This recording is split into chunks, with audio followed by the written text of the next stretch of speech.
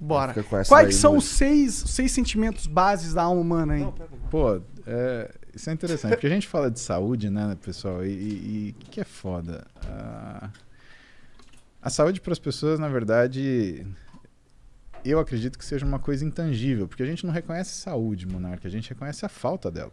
É verdade.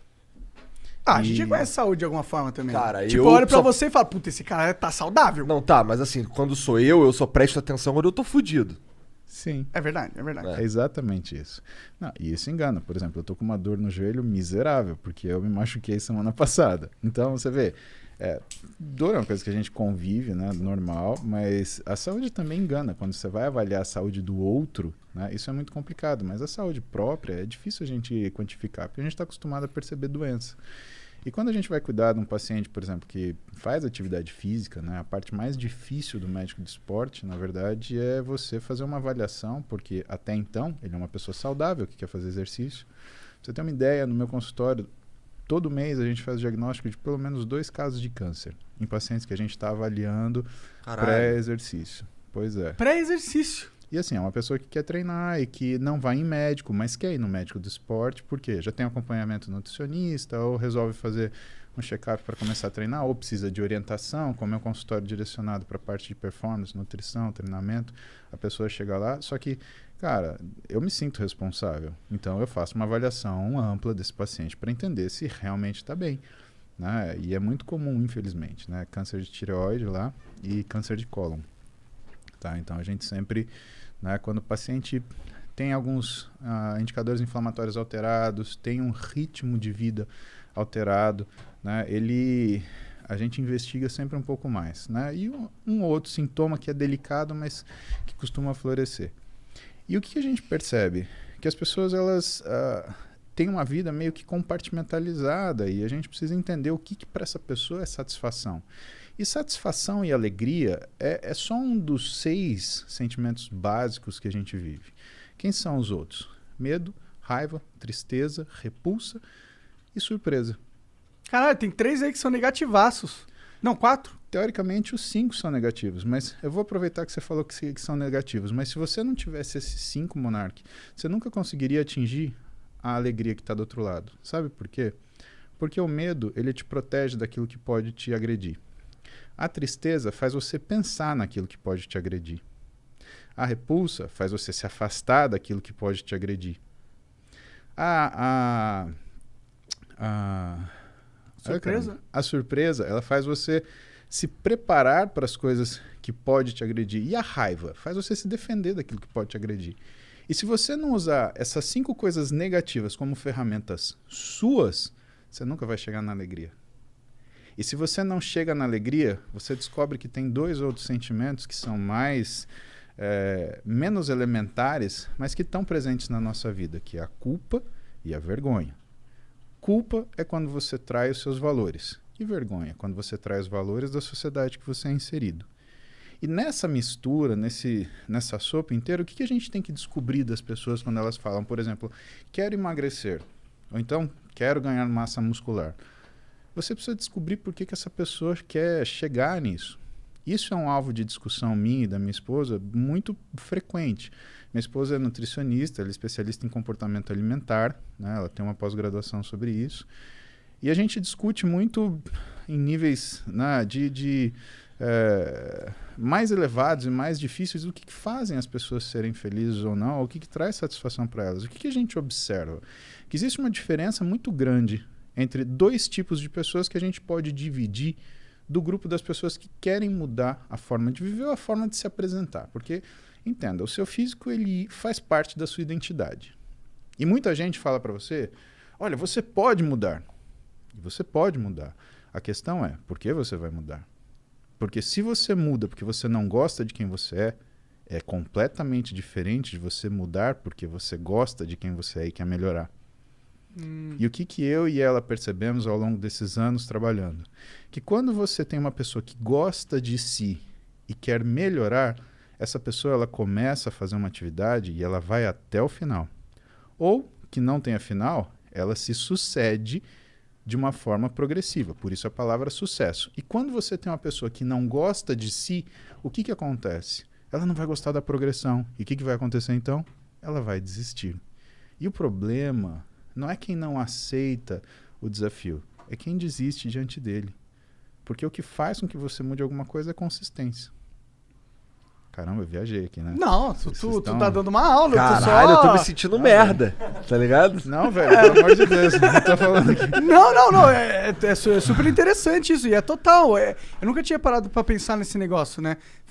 E eu acho que tem muita gente que não se gosta realmente. É isso que eu tava pensando enquanto você tava falando, sabe?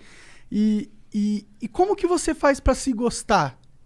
Tipo, e por que será que as pessoas não se gostam? Como elas descobrem porque elas não se gostam? Cara, eu vou ter que falar outro acrônimo pra você, tá? Então a gente falou dos 6 sentimentos básicos da vida humana, a gente falou de mais 2.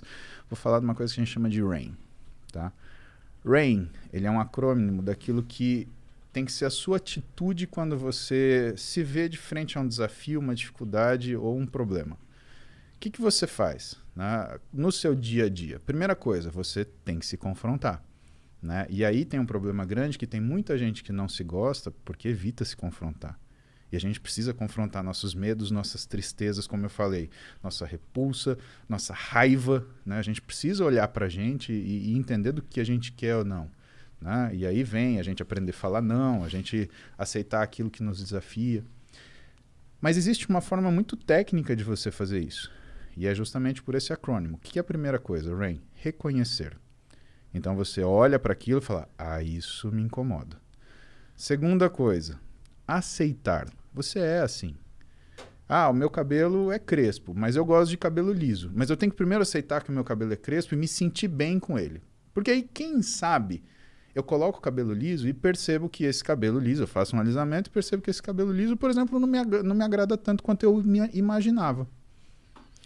Terceira coisa, investigar. Reconhecer, aceitar e investigar. Por que você vai investigar? Você tem que entender de onde vem aquilo de você. E por último, não identificar. Ou seja, você nunca vai trazer para você. Você é um sentimento ruim, fique aí. Isso é importante para você se conhecer e para você conseguir tomar as decisões que te agradem, porque a gente é obrigado a tomar muita decisão que nos desagrada. Agora, tem algumas que nós não somos obrigados a tomar. Tem coisa que nós não somos obrigados a ouvir. E a gente tem que limitar esse barulho externo. Até porque a gente fala, não interessa o que os outros falam. Interessa, sim. Aquilo te machuca. Com o tempo, tudo bem. Você vai se calejando. Agora, o quanto de ferida você carrega na sua vida porque você deixou que essas coisas te machucassem. Hoje, com 42 anos, eu sou um monolito. Para o cara me derrubar, puta, tem que ir fundo. Ele tem que mexer com algumas coisas que estão muito dentro de mim. Agora, quando eu tinha 15, quando eu tinha 12... O próprio lance de fazer musculação. Cara, por que alguém começa a fazer musculação e quer ficar grande? Né? Você quer se defender de alguma coisa, de alguma forma. Tudo bem, você pode ter assistido o filme do Schwarzenegger, né? Viu ele empurrar a roda do destino e falou, eu quero ficar do tamanho desse maluco aí. Pode ser, mas você aceitar que você quer ficar desse tamanho é quase um Sun Tzu. É fazer guerra sem confronto. É você vencer sem lutar, ou lutar sem lutar. Né? Você chega, se apresenta daquela forma e fala, com esse cara eu não vou mexer.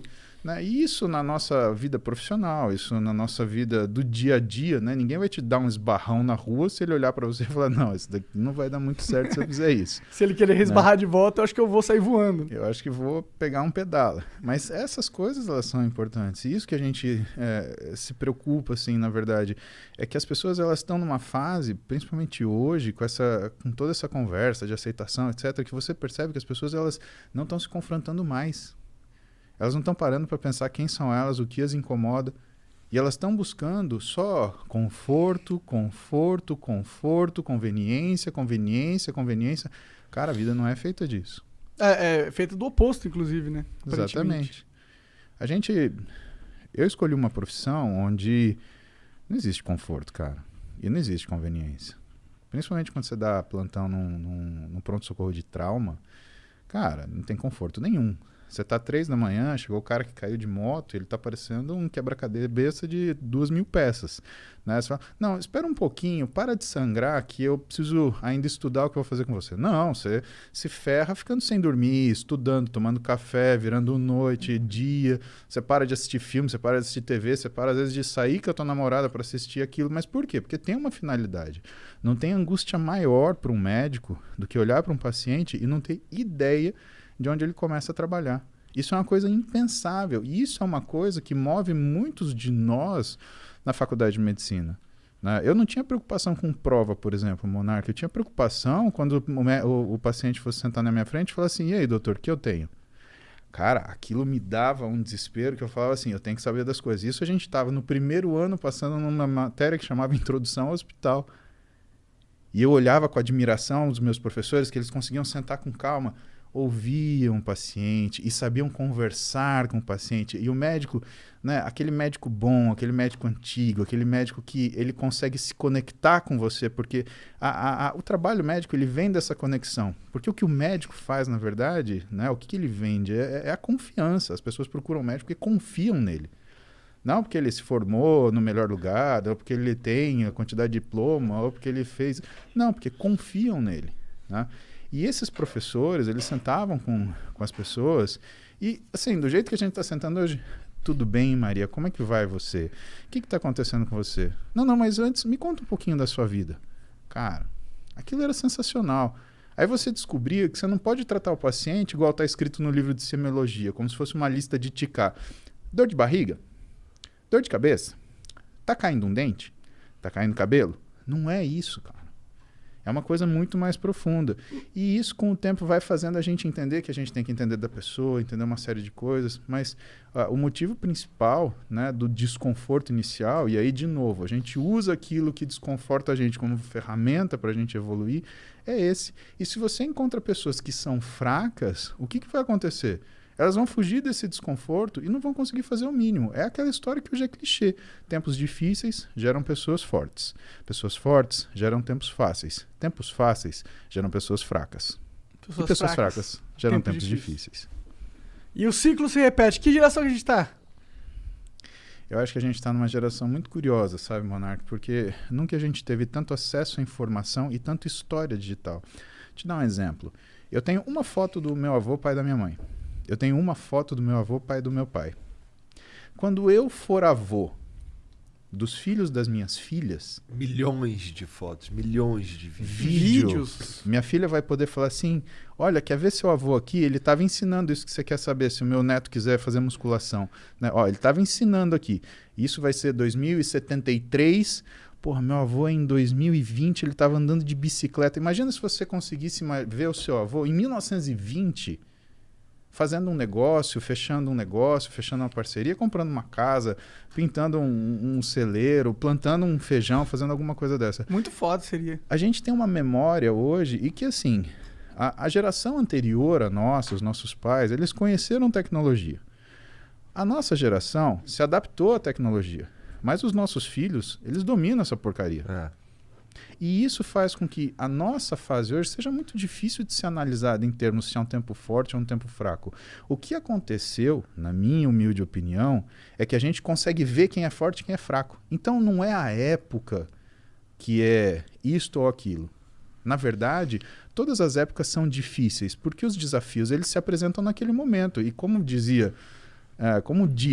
né, meu professor de clínica médica, Antônio Carlos Lopes, ele fala, é fácil ser médico do dia seguinte. Quando o paciente está no leito, quando o paciente está todo controlado, medicado, você ser o médico que chega no outro dia e começa a pôr defeito, podia ter feito isso, podia ter feito aquilo. Cara, vai lá atendendo pronto-socorro, o cara sofrendo, gritando, berrando, passando mal, ficando tonto, desmaiando, a família desesperada, olhando para você cansado, com sono, sem tomar banho, com fome. Cara, então é fácil a gente avaliar, falar, foram tempos fáceis, foram tempos difíceis. Todo tempo é difícil. A questão é que a gente hoje consegue ver pessoas fortes, a gente consegue ver pessoas fracas, a gente consegue ver pessoas fortes que se portam como pessoas fracas e pessoas fracas que estão tirando daquilo que é a fraqueza delas a força que elas precisam para sobreviver. E o que eu realmente acredito é que a gente tem uma situação onde as pessoas privilegiadas hoje, que ficam inventando o problema, e a gente vê muito isso na mídia. Gente que, né, é o tal do cara que é militante de iPhone. Ele fica fazendo passeata sentado no sofá da casa dele, né, muito confortável, com a Cancelando comidinha, as com não sei o pessoas. quê. Exato, a gente vê muito dessas figurinhas. Esse cara, ele não consegue trocar um pneu de carro. E por outro lado, você tem aquele garoto da periferia que não teve incentivo, que não teve ajuda, mas ele tem aquela gana de falar assim, eu vou me suceder. E esse cara, da fraqueza dele, ele vai tirar força, ele vai se superar. Então o que eu espero é ver isso. E eu acho que isso inevitavelmente acontecer, porque essas pessoas aqui, elas vão perecer, elas vão passar. Hoje, isso daqui não permite que as mentiras sejam eternas. Você mente para muita gente pouco tempo. Você mente para pouca gente muito tempo, mas você não mente para todo mundo o tempo todo. Acabou. Hoje está aqui, está registrado. E de novo a gente volta para a história da memória. Cada vez mais aparente. E a gente vai ficar vendo isso. E você, inevitavelmente, você vai ver pessoas falando, né, que pessoas comentando ou pessoas se procurando, né, para se aglomerar, que é, por exemplo, a minha mídia social. O que é a minha mídia social? Eu sou o cara que fala coisa que você não quer ouvir. Eu sou o cara que fala que não é fácil. Eu sou o cara que fala que não é simples. Mas eu sou o cara que fala para você, se você fizer isso, você vai conseguir. Você só precisa de consistência. E eu tenho plena convicção que todas as pessoas que estão comigo no Instagram, no meu YouTube, elas são pessoas que eu seria muito amigo se a gente convivesse de forma próxima. Então, para mim, a mídia social, ela trouxe a oportunidade de eu ter amigos que, infelizmente, eles não estão comigo fisicamente. E esses caras, eles dividem comigo todos os dias, ou seja, no banho não tem calendário, eu pedalando de manhã, a gente conversando sobre os assuntos que eles querem saber, ou então nos posts que eu faço, ou então nos vídeos do YouTube, eles dividem comigo aquilo que é a nossa realidade. E aí a gente percebe o quê? Qual é a grande pergunta hoje, pelo menos para mim? Eu vejo que muitas pessoas têm levantado diversas bandeiras. E vejo que muitas pessoas querem muita coisa. E muitas pessoas que falam em favor da liberdade, elas querem tomar o seu direito. Porque o que conta é a liberdade delas, na verdade. Só que eu não sei de verdade, Igor, Monark, se essas são 10 pessoas gritando para 10 mil caladas. Porque se isso acontecer, a hora que as 10 mil resolverem falar, meu amigo, não vai precisar de grito.